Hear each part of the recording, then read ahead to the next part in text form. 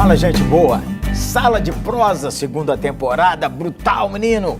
Parceria, 8ª Igreja Presbiteriana de Belo Horizonte. E luz para o caminho. Inaugurando a gravata nova Pronto. do Reverendo.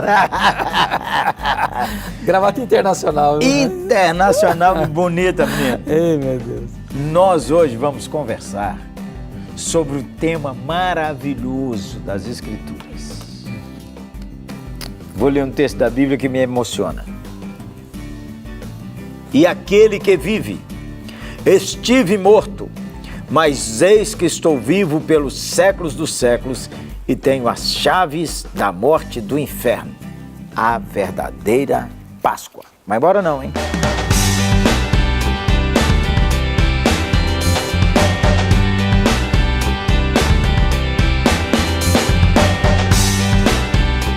Oi, gente boa.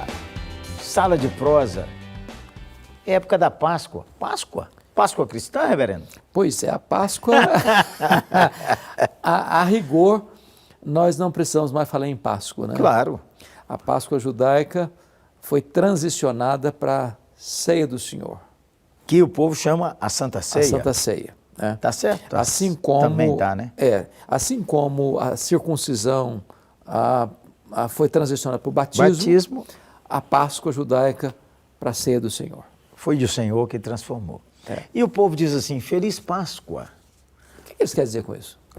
Deve ser que você coma uma comida um chocolate bem grande. Um chocolate bem grande, não é?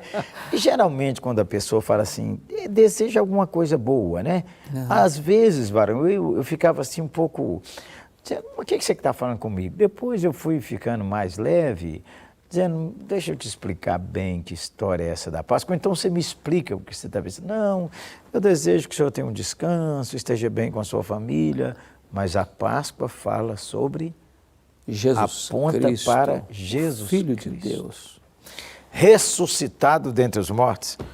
Emociona você essa frase, Everett? Com certeza. Por que te emociona? Emociona porque Jesus Cristo, ele trouxe esperança. Paulo diz que as pessoas na época dele, que não tinham essa convicção, viviam num mundo sem esperança. Morria uma pessoa, era um desespero, nunca mais. É um adeus. Diz a Escritura, se Cristo não ressuscitou, é vã a nossa fé e nós continuamos nos nossos pecados. Mas Cristo ressuscitou, aleluia. Amém. E sem Cristo nós não temos pregação, nós não temos igreja, nós não temos esperança, não temos fé, não tem nada. Não tem nada. Como é que veio essa convicção no seu coração que Cristo ressuscitou? Eu acho que duas formas. Eu acho que tem uma objetiva e outra subjetiva. A objetiva é que está escrito que Jesus ressuscitou, que ele apareceu aos apóstolos, que ele apareceu a mais de 500 irmãos. De uma vez? Não pode ter sido só. Alucinação? Não é alucinação. Então há evidências históricas muito robustas. Robustas é brutal, hein, menina? Da ressurreição. A subjetiva é que o Espírito Santo testifica no nosso coração essa verdade. Não é apenas um fato histórico, é uma realidade existencial produzida pelo próprio Deus no nosso coração. É por isso que a gente prega o Evangelho. Quando a gente prega o Evangelho, a gente está deixando que a palavra de Deus, que é viva e eficaz, operada pelo Espírito, gera essa convicção. Convicção no coração. E é uma bênção quando alguém tem essa convicção, porque ele nasceu de novo. Nasceu da água e do Espírito. Então a Páscoa não é chocolate. Não. Não. Nem o coelho é o dono da Páscoa. Ensina para as crianças. Às vezes a escola bíblica dominical ensinando a criança a colorir o coelhinho. ovo. Ou o coelho, o ovo de chocolate. O ovo de chocolate. A Páscoa fala tem da a ver cruz. com cordeiro e não com coelho, tem a ver com sangue e não com chocolate. Exatamente. Mas se você quiser dar chocolate para nós, nós comemos. Não é questão de Páscoa. Não. Nem é porque o centro é o nosso Senhor Jesus Cristo e Ele ressuscitado dentre os mortos. Paulo chega a dizer em 1 Coríntios que Cristo é o nosso cordeiro pascal. Então, talvez é importante, né, pastor, explicar para quem está nos acompanhando que a Páscoa tem início lá em Êxodo, capítulo 12, né, quando o povo estava escravizado no Egito, e naquela noite da libertação, da saída da escravidão do Egito, Deus ordenou que fosse morto um cordeiro. Sem mancha. Sem mancha, sem mácula. E seu sangue? Passado no batente das portas. Então, o anjo da morte passou naquele dia, trazendo morte para todos os primogênitos do Egito. Mas quando via o sangue, ele passava por cima. E por isso que a palavra Páscoa no inglês é Passover, passar por cima. Mas passar por cima daquela casa, não aplicando ali o juízo, porque aquela casa estava debaixo do sangue. O poder está no sangue, o poder da cruz, gente boa. Fomos lavados nesse mesmo sangue. Louvado seja nosso Senhor Jesus Cristo. Nesse tempo em que é verdade que é um feriado mais religioso, é o contrário do carnaval. O carnaval, esquidum, esquidum, esquidum. Na Páscoa, a ideia é chamar o sujeito para o arrependimento, não é? Mas sempre é dia de arrependimento, não só na Páscoa. Às vezes a pessoa está mais aberta para ir num culto, não é isso? Na Páscoa. Mais sensibilizado. Mais sensibilizado. A gente deve aproveitar a oportunidade. Todas as oportunidades. Você não tem alguma coisa contra a cantata de Páscoa, essas coisas? Em absoluto. Em absoluto. Um musical de Páscoa. Em absoluto. É uma oportunidade de testemunho. E até porque a grande mensagem ali é Cristo. Cristo, centro, a sobre a morte. Ó, aí pode fazer com as crianças, pode fazer com os adolescentes, pode se fazer musical com jovens. Aliás, pastor, a música é teologia cantada. Boa música. Boa música. Boa letra. Boa música. É teologia cantada. Então, nós não podemos ser contra a música na igreja. De jeito nenhum. Aí não dá, né, gente? Não dá, boa, né? Não dá. Não dá.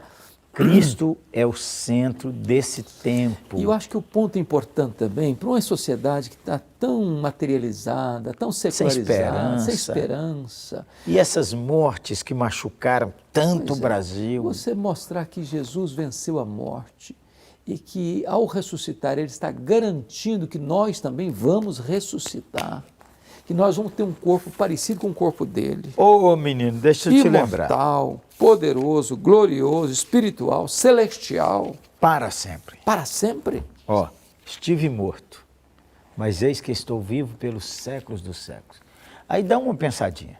Se você olhar a história da igreja cristã, a única razão dessa igreja permanecer século por século é porque o dono está vivo. Está vivo. A segunda coisa, gente, o tanto de gente que tem sido transformada pelo poder de Jesus não pode ser uma ilusão. Não é ilusão, não é um subjetivismo, não é um misticismo que eu vou entrar para dentro das cavernas da minha própria alma para me descobrir. Sentar ali e ficar né? Um zen. Não é isso. É Deus na vida da gente. Agora, se você não conhece um crente, quero lhe apresentar o Mestre Hernandes.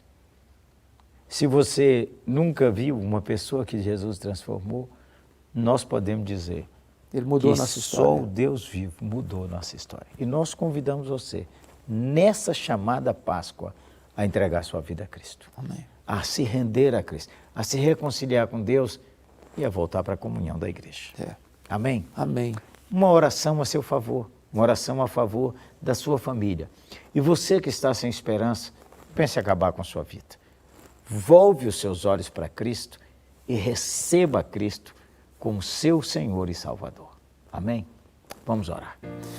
Deus amado, aqueles que estão hoje vivendo um dia de dor, de angústia, até de desespero, olhando para frente, só enxergando um nevoeiro denso, parece que numa caverna onde não tem uma luz, uma janela de escape, abra neste coração agora, Deus, a luz da esperança. Amém, Senhor. A esperança da vida eterna, a esperança de estarmos para sempre contigo, numa nova dimensão, de um corpo glorificado, onde não tem dor, não tem lágrima, não tem luto, não tem sofrimento, não tem tragédia, não tem pecado, não tem amargura mais na alma, onde nós teremos os nossos olhos enxugados de toda lágrima, onde nós estaremos para sempre contigo. Louvado seja o teu nome. Produz essa esperança nos corações, sim, Senhor. Em nome de Jesus. Amém. Amém. Sala de prosa. A conversa aqui, menino, é para valer. Mas a conversa procura glorificar a Cristo Jesus, que venceu a morte e vive para sempre. Nesse sentido, nós podemos dizer, feliz, verdadeira Páscoa com Cristo. Um abraço, gente boa, que o Senhor te guarde e guie seus passos. Deus abençoe sua vida, Deus abençoe sua família. E ao ouvir essa mensagem, busque a igreja, se você mora em Belo Horizonte, vai lá para a 8ª.